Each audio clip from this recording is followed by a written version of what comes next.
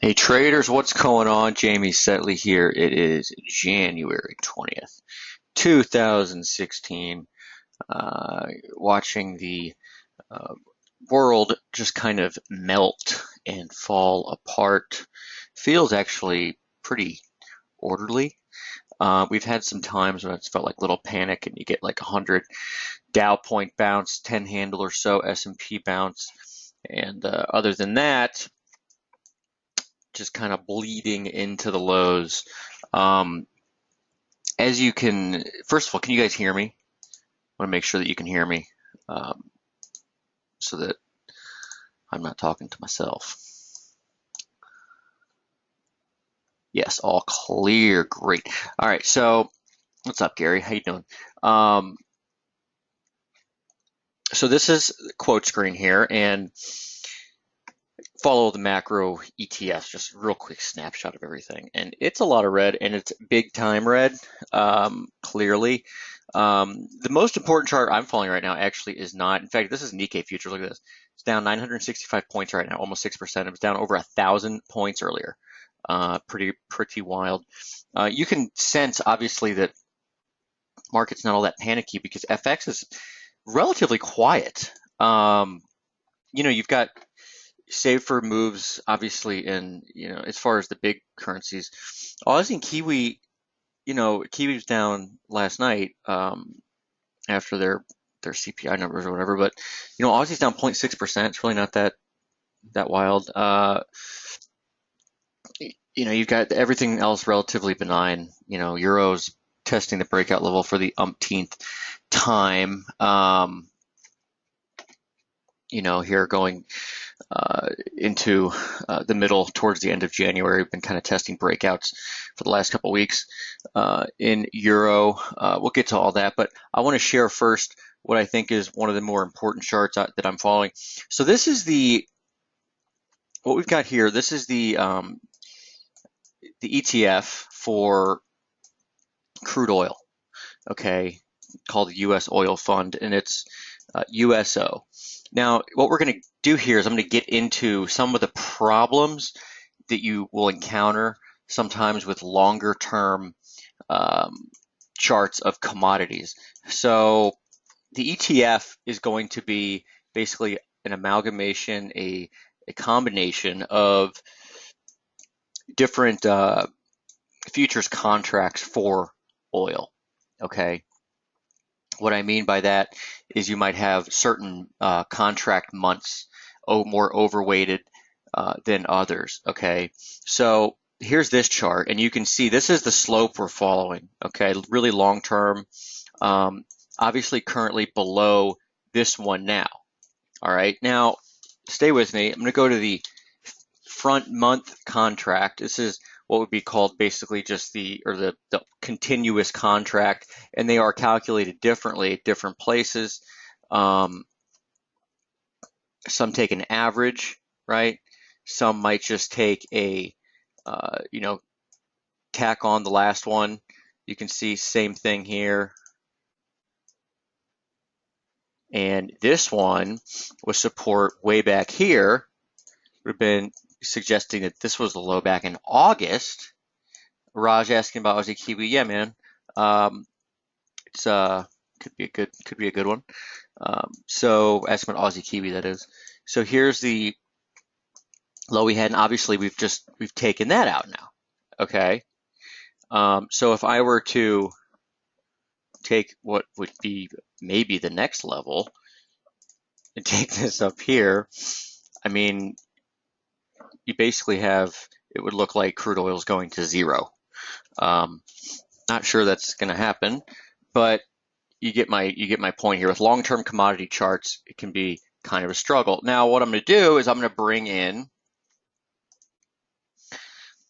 this is the basically crude oil on FXCM on the ETF, and this one's a little different looking. Okay, and whether that's because of the calculations or whatever, not quite sure, but this one actually has the same slope here.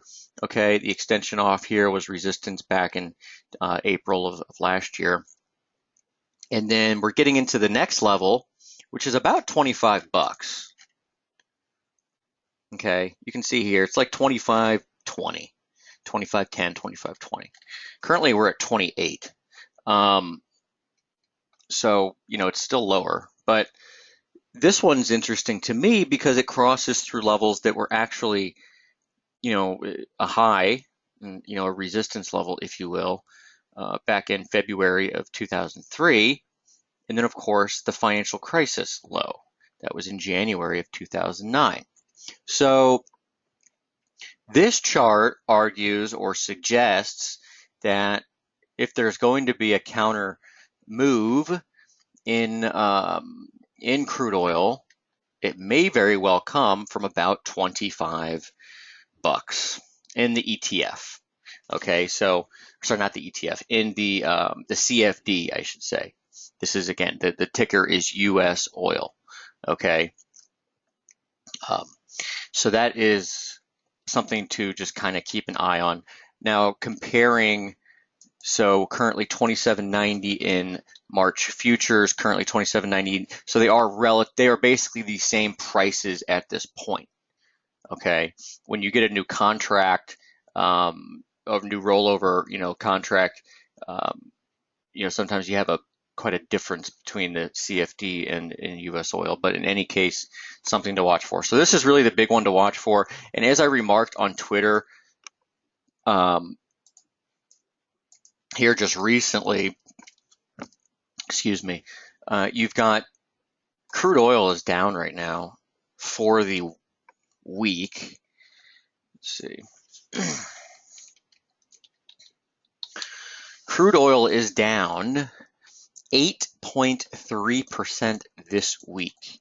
And in the last 3 weeks, in other words, this year, we are down almost 27% so far.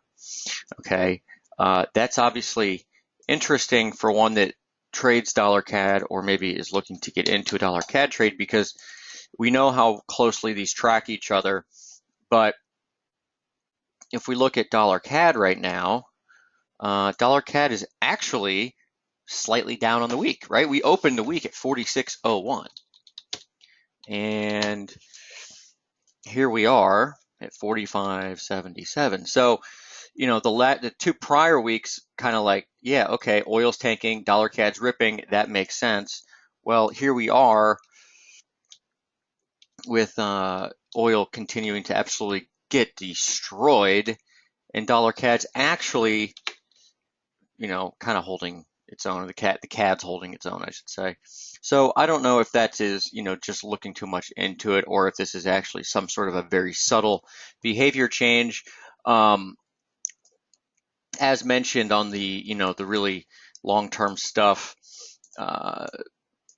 levels that the sliding parallel from here on this fork, if you will, you got the sliding parallel from the 1998 high.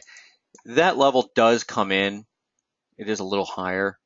It's like closer to 47.60 or 70. So if there is that utter 47.80, 70, 80 or so this week, so if there is that utter panic in the oil market and oil does go to, 25 bucks over, some point this week or next or whenever, then we may very well see, a couple 100-point move up, or whatever happens from here in dollar CAD into this level, and then get a bigger reversal. So, something I'm thinking about. But as far as trading this thing is concerned,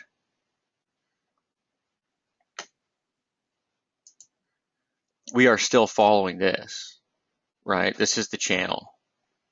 So that the market's stretched. We know that sentiment's kind of wild and, indicates the market's prone or primed or whatever you want to call it for some sort of a snapback, if you will, or a correction. And even if in the grand scheme of things that on a long-term chart that correction doesn't look like much, we know that it can be, a couple 100 points.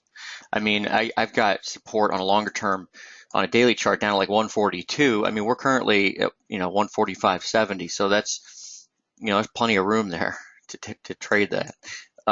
So if we do get below here, and today on the BOC, kind of not doing anything, dollar CAD obviously traded down all the way under 145. Came back. I don't consider this a break. This is an hourly chart. I don't consider this a break. Okay. You want to see the market settle under a level, not just, trade below it. I mean, to be honest, there was not a whole lot of trade that happened right here. So if we get back below here, then it's a different story. And get the green light to look for to put a short position on, in my opinion. So that is, what we're following, what I'm following here in the near term. Okay, so that's kind of the oil CAD dynamic, if you will, right now. Two of the big things to watch there. All right. Moving on to another CAD pair, kind of sticking with this CAD theme because it is interesting, is the CAD yen, which, if you remember, back on the 10th, I know it seems like a while ago, but the post on the 10th, which was a Sunday post, was after the first week, and we came in, and at that point we were, S&P and stock, it just had its worst start in history, and we were looking at if we were to get sheer panic on that next Monday, and we did not, but if we were to get it, we were looking at potentially seeing panic moves down into a number of yen crosses, and actually two of those crosses we're getting really close. So this one is CAD yen. Okay, so obviously dollar CAD we talked about just now. Here's CAD yen. Okay, be aware of a level. Well, look, maybe this thing eventually goes a lot lower. I'm not saying it won't. Something you will notice or recognize with a lot of these crosses is that on a very long-term basis, they are more or less range-bound. Okay, especially Aussie yen. But let's look at CAD yen here. More or less 78. Okay, trend line here. You do have a number of pretty big lows, and if you will, around the 78, 78.50. In fact, you can even take it back here. Okay. Again, am I trying to say that CAD yen's going to come in here and bottom for, eternity? Heck no, that's not what I'm saying at all. I'm saying this is a level that, man, you could see a hell of a short covering rally off this level. Okay, so I do want to kind of keep this front and center. CAD yen, 78 and, and change, if you will. This simple trend line, as well as just a lot of long-term inflection points. Okay, you can see it quite clearly if I highlight this, kind of go across here, right? I mean, lows back here, 2004. After the financial crisis, you did have a bunch of support down in this region up until 2010. And it was kind of a basing area, okay, before we took off on the upside and with the yen break out or break down. All right, so I would just keep an eye on that. What else is there in this whole story? This world falling apart, global macro situation, blah, blah, blah. We've got, obviously the market's taking its cues off of China. So China, a lot like crude oil, this chart, I put this chart out to everybody. It's not really that big of a deal. You want to pay attention to around 27 and change, I think, for China. Okay. Again, don't know if this is support, but it could be. All right. It's probably it's the last possible level that I would have as far as having any sort of bounce whatsoever. If this doesn't hold, China, I guess we're going into a significant depression or something. I don't know. But yeah, this is a level to watch on a trading basis, 27 and change in China. So you can see these charts. I just talked about crude oil. I talked about China. We'll look here at the S&P and the Dow, but they all kind of point to similar things, and that the big thing here, the big, panic, if you will, might be around the corner because the levels are pretty close, right? So just something to keep in mind, keep a level head. One thing that's also I want to kind of talk about trading wise, you don't get opportunities to, buy panic a whole lot. I can think of a number of times in my career that we've had it, and we're getting pretty close to that now. So just make sure that you have cash on hand and that you can do it. You don't want to be all tied up in a bunch of, different things and whatever. So, you want to be able to have that flexibility. So you don't want to be sitting nursing some like big losing trade or something like that. I think CAD yen's probably the go-to at this point, given what's up with oil and everything else and the combination. Mark. So yeah, that's what we're looking at. But let's look at the S&P and the Dow. So the S&P 500, you guys all know this. I'm going to clean this stuff up so you can probably see what's on the chart because it's kind of a mess. So we'll go to a new chart. All right. Okay, so we all know what the heck, didn't I have something else on here? Hold on. Oh, here we go. All right, this is a cleaner version of it. So we all know that we've got this is the long-term slope that's been presented for a long time, right? August and all that good stuff. We've obviously broken through everything, okay, that's been presented. So what you do is you look for these levels to actually be resistance now, okay? And there's pretty good precedent for that to happen. So let's think back to, say, in 2008, obviously different dynamic than what's going over here. But yes, Raj says game over. Yes, it probably is game over at this point. That doesn't mean there's not going to be counter trend rallies. Maybe it's the first bear market in history that doesn't have a counter trend rally. I don't know. But you would look for former support to be resistance at this point. Okay. It's obviously quite a good deal higher than where we are right now. But again, we've just broken a big level, so we're not at support yet either. Okay.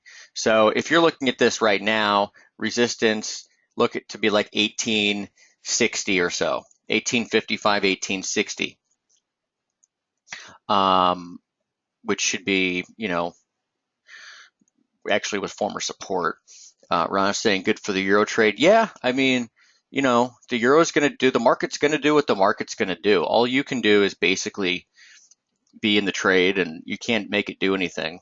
You're in the trade now. The risk is like pretty much nothing. It's like 20 pips. And if we can settle over resistance instead of continuing to spike through on an intraday basis and then come back, then it'll be an opportunity to add to that trade. But for the time being, it's not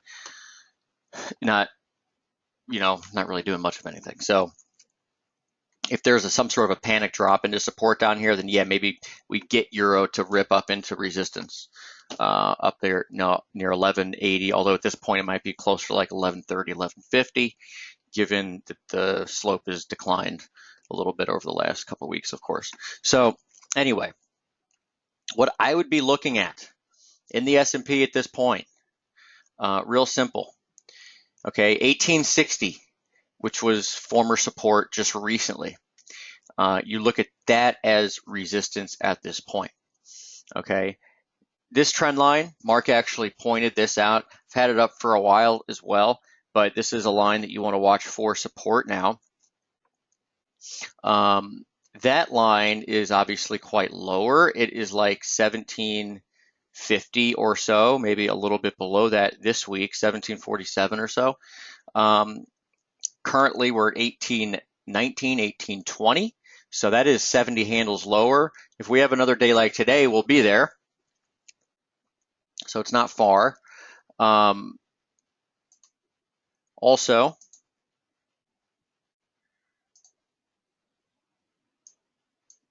oops.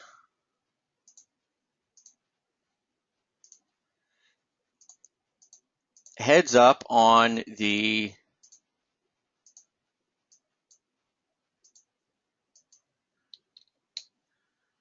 200-week average. And I know it's kind of sounds like silly, like what's a 200-week average? Like it's 200 weeks. What the hell does that have to do with anything? You know, I used to kind of, when I first started out, and I was a smug little dude, and I thought that I knew everything. So I was like, that's stupid, 200-week average. That is, you know, what that's dumb. But after years and years of seeing the 200-week average actually do big things, you kind of change your tune. So is it to the tick? No, sometimes it is, but not obviously all the time. Of course not. But we're getting into that region too. So I'd pay attention to that level. Okay. This is a weekly chart. Okay. So you can trade below this thing intra-week all you want. The more important level is kind of weekly closes. I mean, look what happened back in the onset of the financial crisis. This thing, you know, below ripped off of it, below ripped off of it. Okay. It's a big deal. It's a big long-term kind of, I don't know what you want to call it, kind of point of reference. It's the best way to describe it. So there is that down there as well. You can put a parallel off this, off the August low, and you get down here too. Just bottom line, simply, yeah, the market is done here for a while, and things could get really, really ugly. But I do think that when there is a bounce, you'll be watching for resistance at 1860, support at 1750. So kind of write those down. 1750 support, 1860 resistance. At least that's kind of my tune, and I'm sticking to it for the near term or the time being. We'll go on. I want to show you some other stuff with the 200-week average that's super, super long term. Pretty interesting.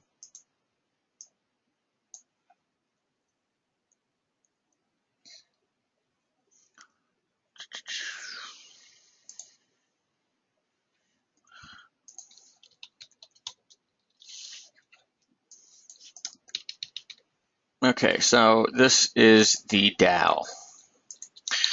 Have the most price history for the Dow.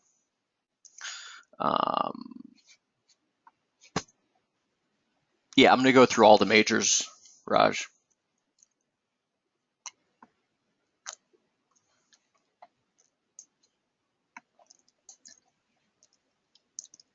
Anyway, here's the 200-week average for the Dow.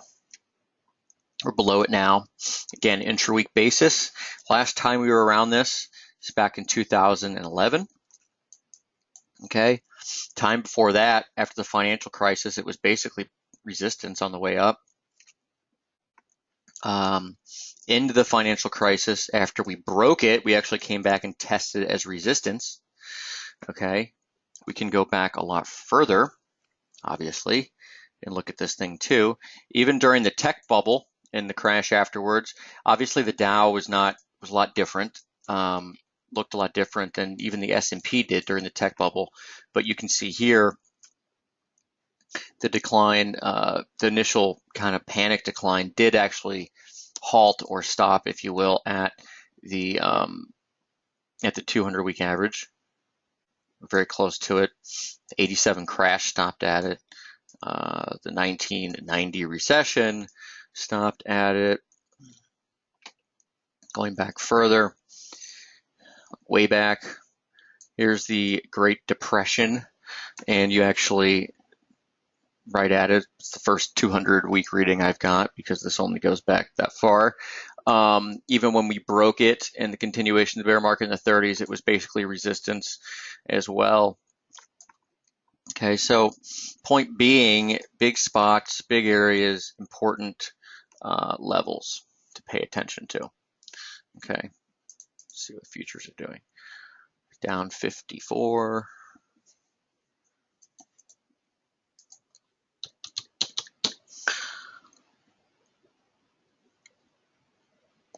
Okay, I'll go through the majors first. I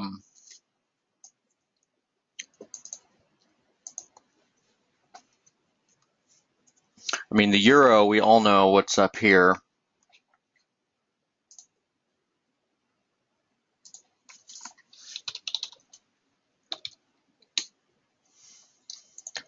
Still on this thing, right? It's been, several weeks of pretty much nothing happening. I'm long. I like the long side with a setup, the potential for more downside and panic, if you will, in global equity markets, and maybe the euro does get a pop on that. But again, I wouldn't be that surprised either to see this thing drift lower. And if it does, don't forget, we'd be looking for the mid-February low as per the analog, which still continues to track really quite well with the 97, 98 period. Remember back in that post that was written back in 12/30, December 30th, did talk about the,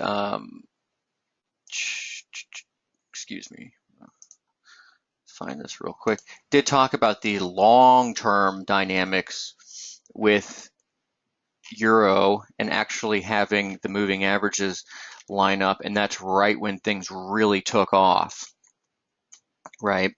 That was the 55-week and 200-week, and if I go back there, take a look at that. I just want to remind you guys because it'll be important to pay attention to this stuff, not to forget about it. It's easy to, especially when there's so much going on. You kind of want to chase the hot stuff, the hot move, whatever, rather than prepare for what you planned. Remember, this is the 55 crossing above the 20 crossing above the 55 and then going into the 200. Okay, so here's where we are now. Here's the 20. Here's the 55. They're getting closer and closer. Just something that you're going to want to remember. Okay. So that's euro. Obviously, the short-term picture. We are continuing to follow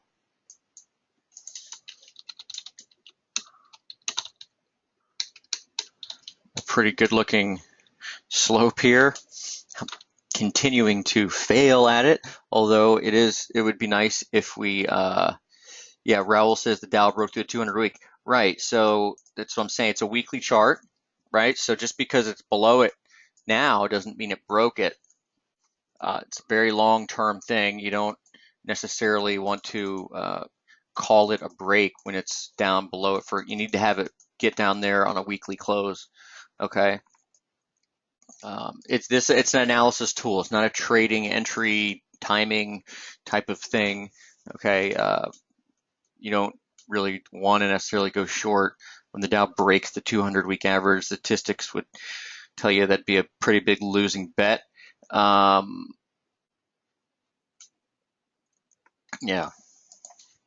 Okay. Anyway, so here's euro. This is what we're on. Continues to fail or struggle around this area, I should say. Not really. I don't want to say it's failing, but it's just kind of trading around it. So, this big reversal bar that we had up here, obviously a couple of them, not necessarily the best, the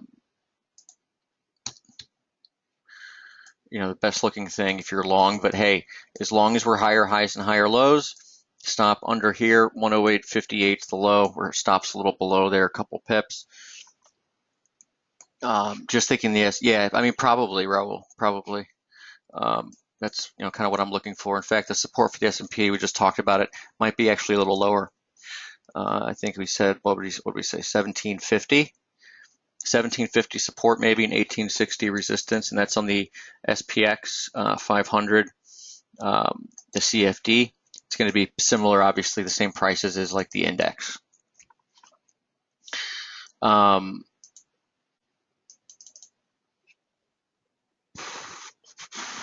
Anyway, so here's euro. Okay, now I'm not really not a whole lot to say.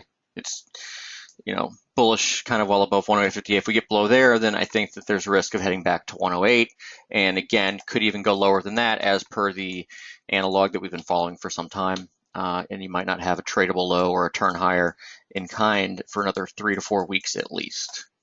Okay, so that's euro. Don't fret, don't stress, don't obsess. That's what we're looking at.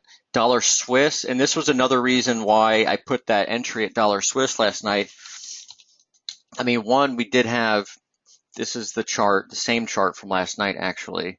You can see here,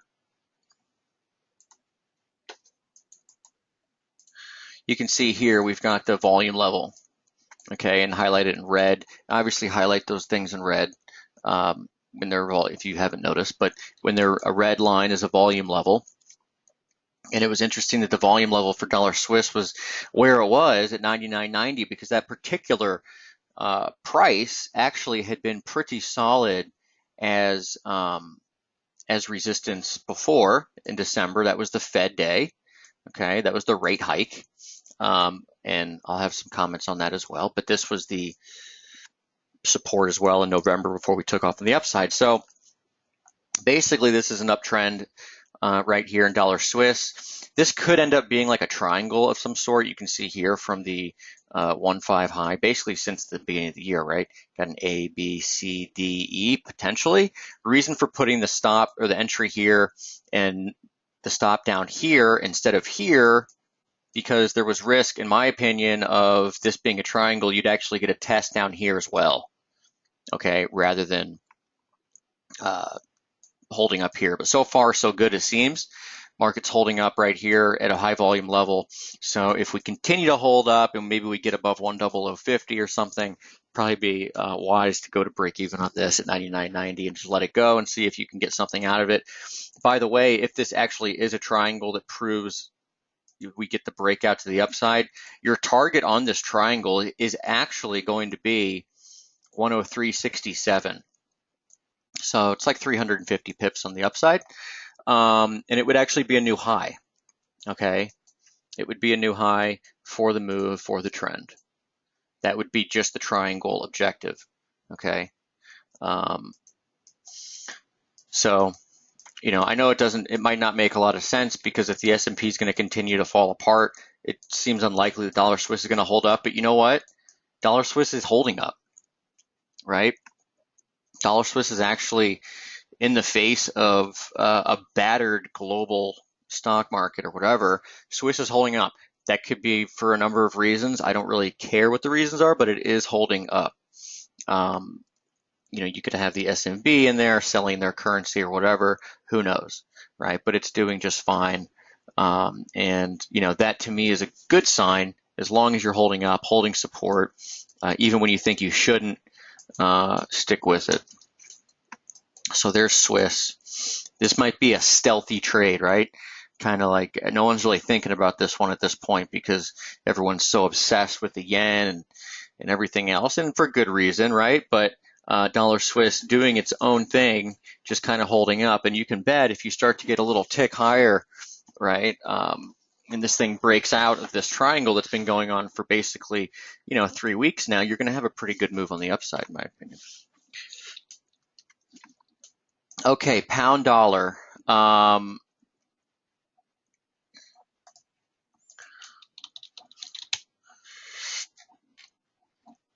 Was not obviously on a long term, but I was pretty shocked, but hey, whatever.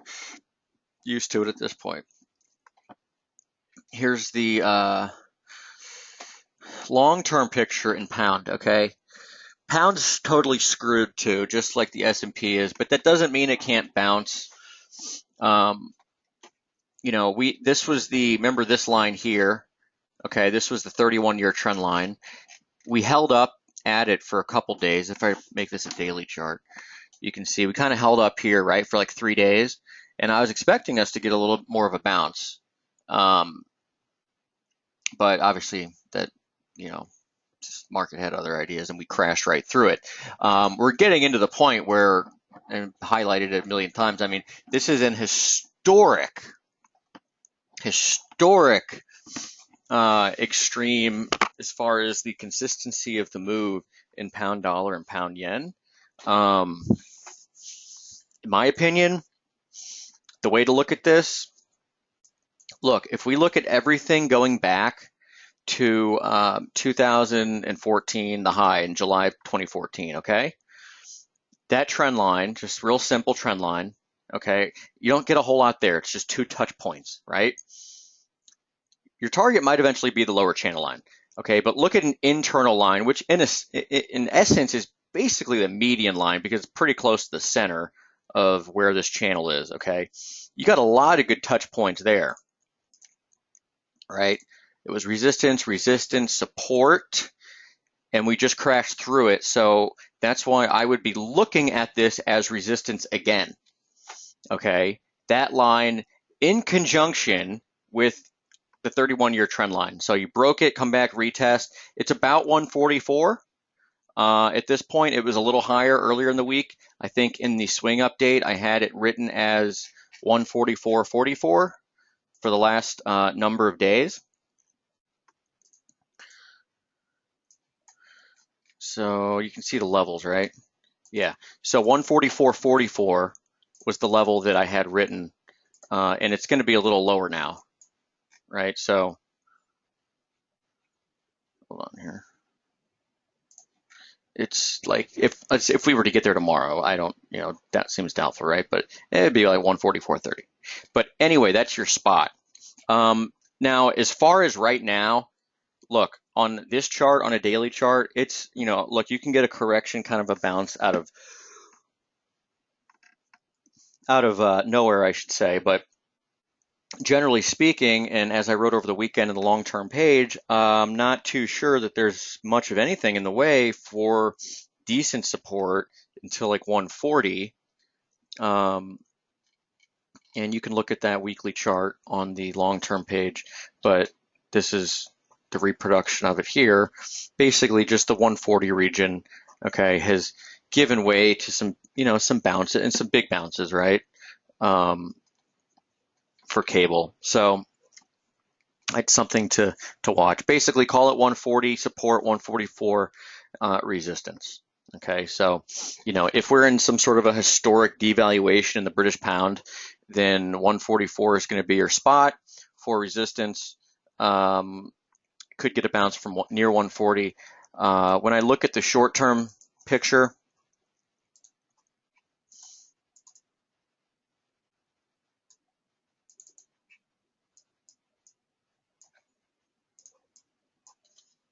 you can see the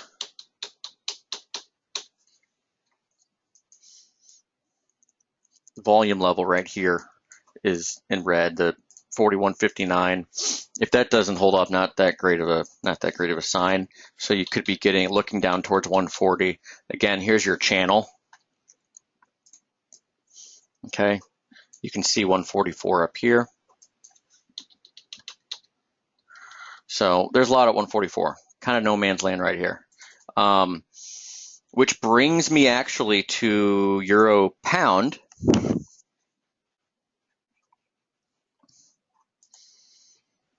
Hey, look at there. Since I started, looks like we've got a bounce, 1804. We've got like a 22 handle bounce here in the S&Ps. Kind of fun. Again, I'd mark out those levels as the ones to trade at, being 1860 or so and 1750. Okay.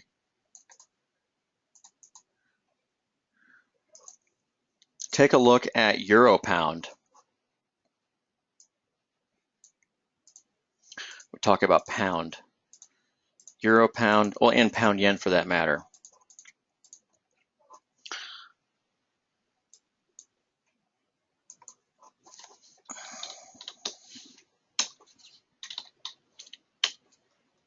Okay, so here's pound yen.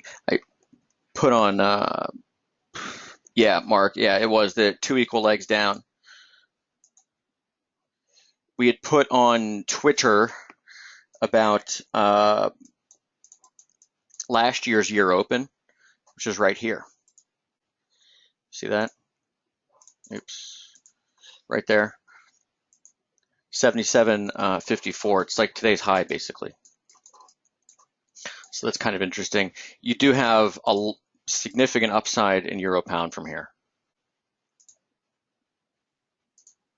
Okay, target is like 80-30 on the head and shoulders. Again, to get involved in this trade, wrote about it a couple of weeks ago, like right here actually. You may eventually get some sort of a retest though on the median line. That could be a great place to enter into this market.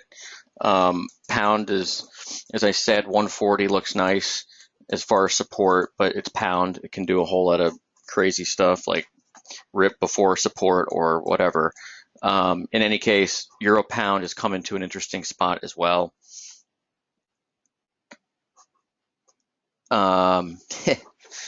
Pound yen as well.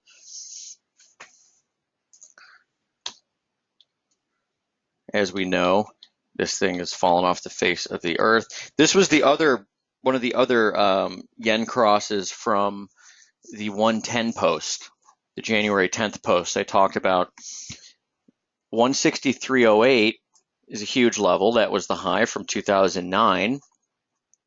And today, we actually came within a tick or two of the 2014 low.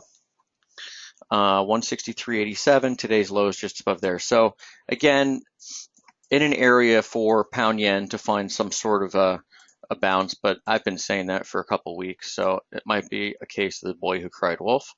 Don't blame you if that's what you think of this, but I go on these statistics and whatnot, and we are at a point and have been at a point where the risk of something nasty on the upside is truly happening. What I mean is, by nasty upside, I mean like you get a 500-point move in one day to the upside. Okay. And again, how am I going to, it's like, well, Jamie, this is super. We can look at these long-term charts, but how the hell are you going to trade it? Right. Well, as you know, we've been looking at these here charts, and we are looking at potentially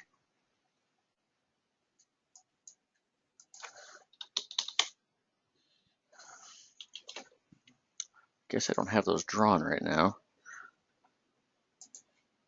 It was this one, right? Yep, it was this one. This was the channel, right, that you want to see. And what's interesting, I guess, to me on today's price action is like overnight you had this kind of panic deal going on in Europe. You had this V bottom this morning, and since then FX has kind of done nothing, but equities have been absolutely smoked. So I don't know if there's a divergence at play or what, but in any case, just like dollar CAD, right? We got the channel that we're looking for the break to the downside in dollar CAD.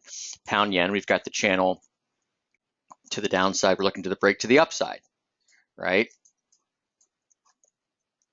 And that, as I put in the notes, we're looking for that behavior change in order to get ready or to prepare to enter for the squeeze in which we get back, we're at 165. Let's say that channel break occurs up here at 166.50 or something. Guess what? That's the week open. You would have an intra-week reversal. Love it. That's awesome. That would send you back potentially all the way towards 170 as a first stop. 170 as a first stop, and then on a bigger picture, would not at all rule out getting, well, I don't know, the median line might be aggressive, but I would not rule out getting back to 174.80. Okay.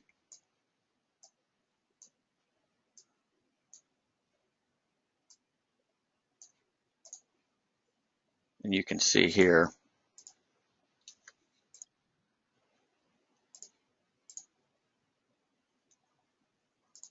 $174.80, resistance in 2014, support in 2015. How about some resistance in 2016? And then we can get one of these. Okay. Yeah, so you can see that look at the markets. This is what they've been waiting for. You can see that you've got the S&P rallying, and you're getting FX moving on it. You weren't getting that this morning. You weren't, even as equities weakened, you were not seeing FX do it. Okay, dollar CAD's getting interesting right now as I speak. Here we are testing yay old support channel line. Okay. Okay, so what have I gone through majors wise? I've touched European currencies. Haven't really looked at yen. Let's look at yen and Aussie and Kiwi. We already looked at CAD. We did that early.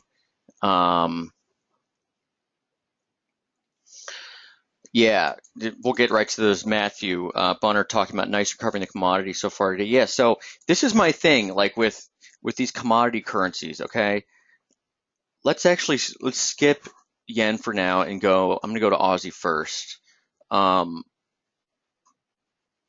because Aussie is one that I actually find really interesting right here. Okay, weekly chart, right? There's like a lot of stuff. All right, you can see that if this is the fork, the long-term fork, got these levels mapped out. If you just traded these levels like on a long-term basis, you'd probably do pretty well. So we've seen big counter trend bounces from here. Not saying they've been easy to trade, because they haven't, but you've had bounces from here. Okay, and we're here. Okay, more or less now. You could give it 68. You could give it maybe a little lower, but you get the point. There's probably some upside here. You've got this parallel, which goes way back. You've got this parallel, which is what we've been calling the golden lines in Aussie. So there's a lot of stuff here for a bounce in Aussie. But wait, there's more. You remember when I talked about I did that webinar and I had that chart up a couple weeks ago for Kiwi. We talked about the risk on the downside for Kiwi. We talked about the divergence.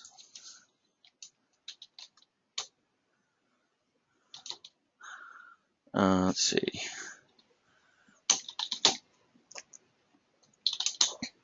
It was a daily chart, wasn't it?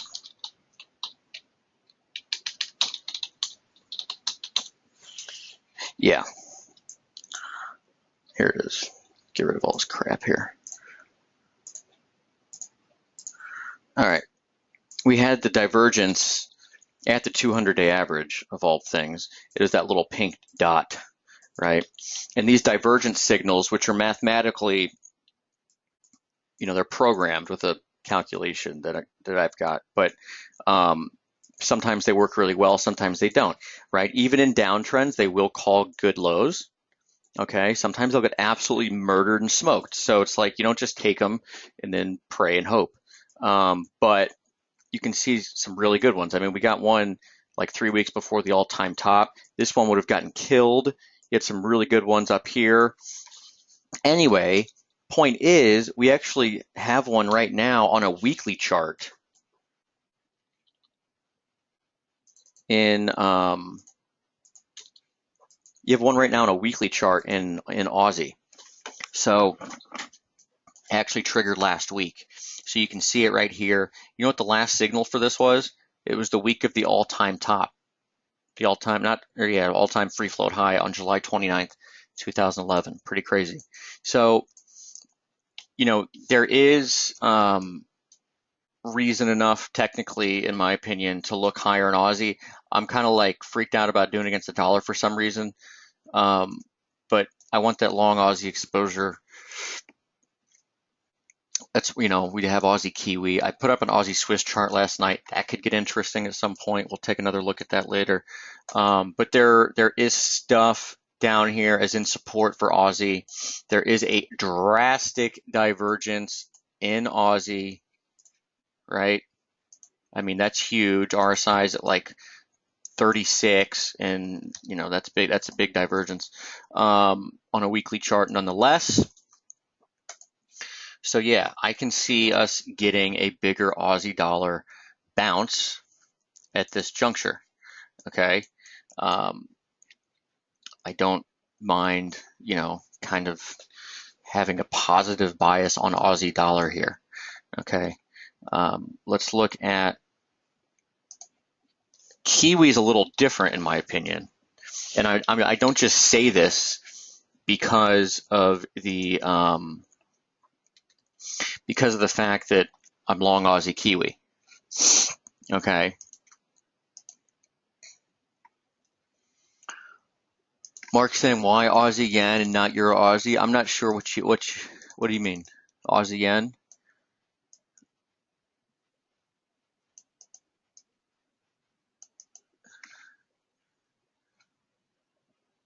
I tweeted Aussie yen? I'm not sure.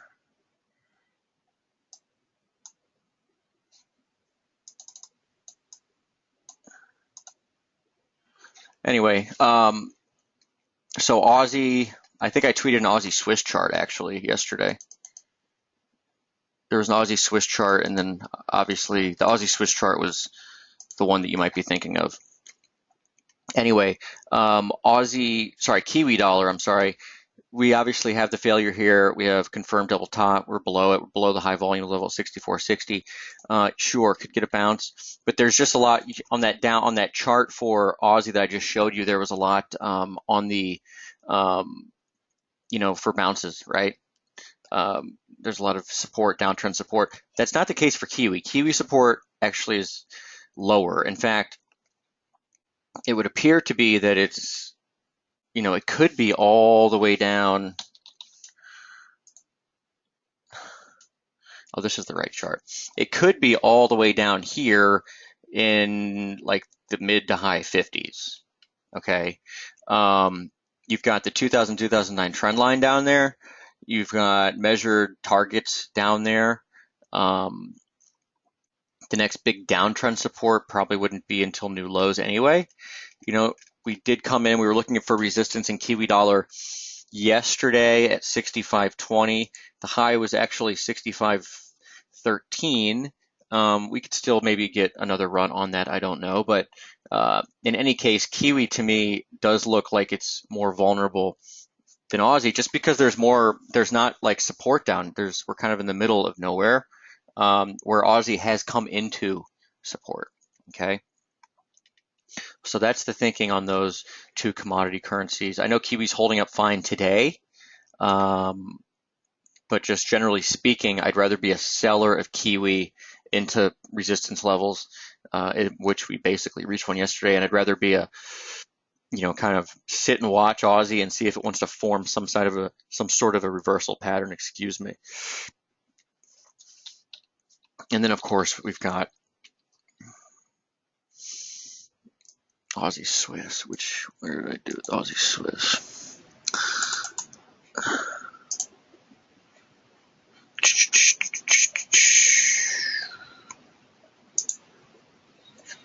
There, Aussie Swiss.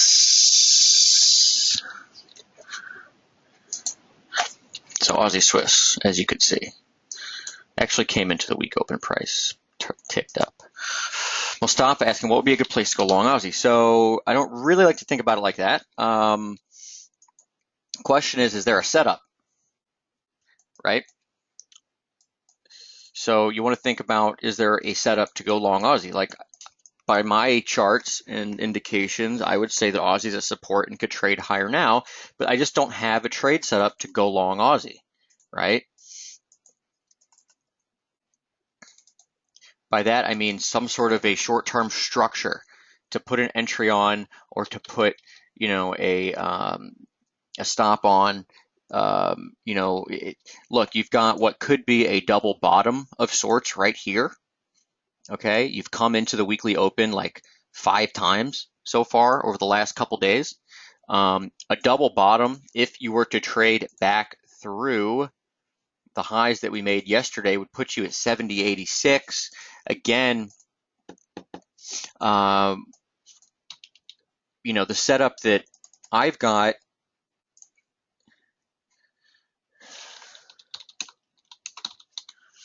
is this Aussie Kiwi chart, as you can see, came into, support, right? And we've bounced a little bit here, trying to hold our own. And if we zoom out on the Aussie Kiwi chart, you can see that there is the potential for something, something special, if you will, right?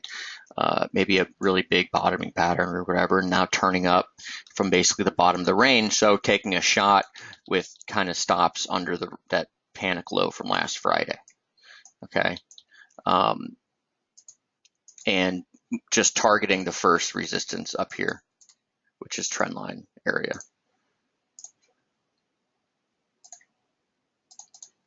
Okay, so it's like up here about 108, 108.70, 108.80, which also is a pretty good horizontal level as well. Okay, you've got gaps there going back a couple years. High here, you've got in the middle of another gap last year. It was resistance up here as well. I mean, there's 108.80 for some odd reason. Is a big level. Mark says, so if you think about trading Aussie strength, do you assign probabilities every cross pick the one with the highest? Not really. I'm basically going through the charts, sticking with the majors for the most part, but like saying, okay, well, here we have Aussie at long-term support. Kiwi is at a level that looks like it doesn't have support for a while. So, where is there a setup? Like, is there a definable, tradable low? Is there a structure? Like, you remember last week, we'd actually indicated that there was this structure. I talked about it here. I said, look for support at 107.20. Well, you know what happened the next day? The market completely fell apart, obviously, and Aussie Kiwi fell apart. Well, since then, Aussie Kiwi gapped higher, found support again, ripped higher, bad Kiwi data sent it higher. So I was like, okay, maybe this is the time now to try it again, because there is obviously a definable stop here. The weekly open price, we came into, ripped off of it. It's a nice level. I like the stop. Support is well defined. Slope also horizontal, form of resistance. There's just good market levels here, right? It's not anything that profound. It's really not. The idea is to get into the, get the level, okay, trade the level. Hopefully you get an initial response off the level, which we more or less have at this point, but you'd like a bigger response, and then you can move the stop, right? Give yourself a chance to be right. It's nothing that's extraordinarily, again, profound or whatever. It's, kind of keeping it simple. The times when I get myself in trouble is when I do try to get real complicated and say like, oh, well, if this, then that, blah, blah, blah. Well, you know what? If this, if that, if my aunt had balls, she'd be my uncle. That's kind of the way to think about it, right? Yeah, so keep it simple. Exactly. KISS. You got it, my friend. Do you have support? Do you have a level that you've responded at the market can trade off of? Can you put your stop under that level with some sort of confidence, right? Is there reward to risk on the position you're trading? Does it make sense, right? Are you completely fading, and trying to call a bottom, or do you actually have reason to suspect that the market might, the trend might have changed, right? Okay, yeah, so dollar yen, Mostafa asking about dollar yen. Let's take a look there. Absolutely.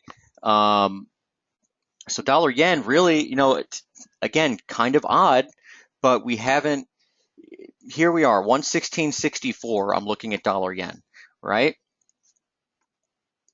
We opened the week at 116.83. Equity markets are getting absolutely smoked. So let's see here.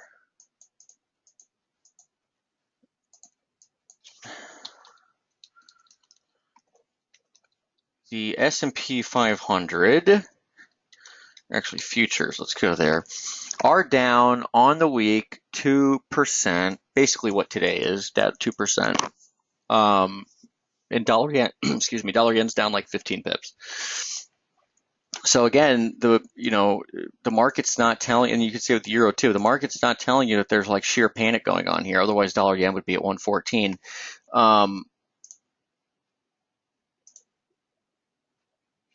So let's look at dollar yen though. All right. So here are the charts. Again, the weekly charts. Look at the daily. It's got the same stuff on it. Okay, you've got this median line. It's real messy.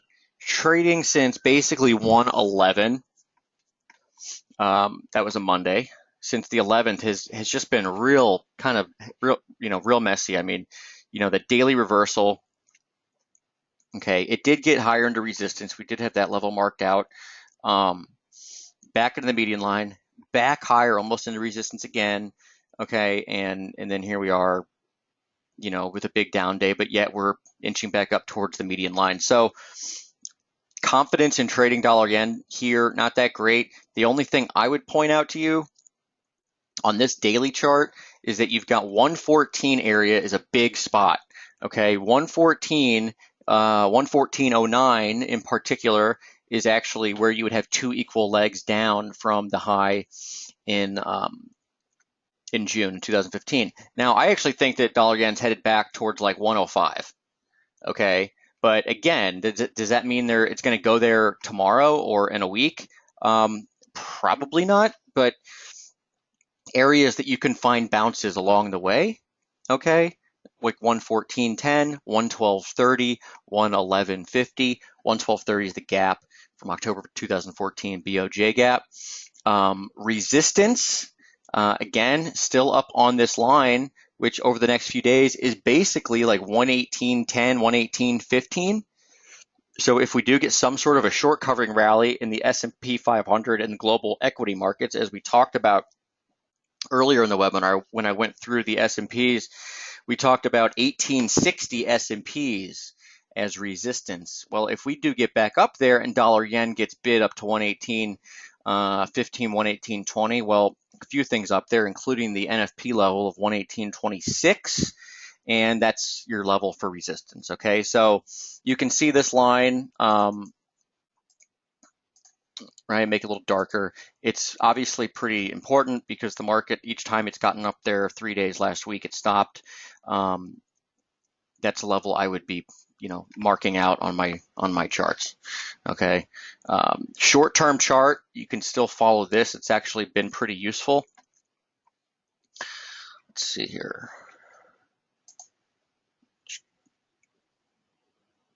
I think it was this one. Nope.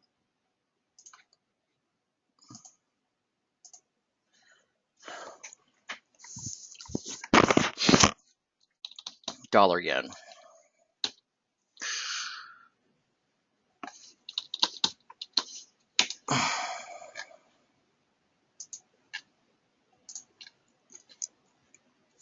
Original fork here, okay, continues to slam back up into this area. So we continue to follow that. There's, as you can see here,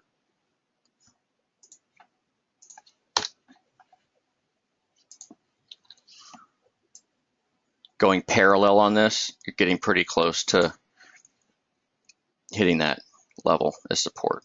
Okay, so again, short term, 118 area would also put you right here too.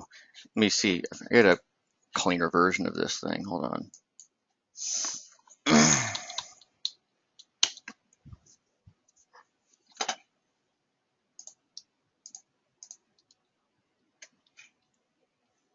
Okay, so here's an hourly chart. You can kind of go with me on this. Again, this is your original slope.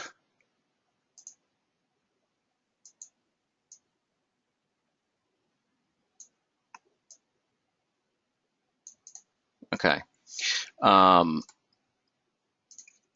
So we're going to take a parallel, and this will also highlight the fact.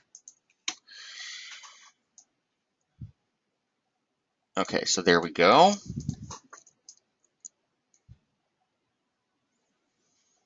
And there we go. All right, so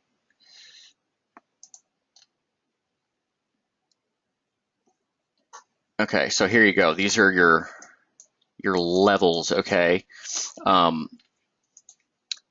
this is a short-term picture, and let's make that thing red or something, so we know where the hell the short bearish picture is, if you will.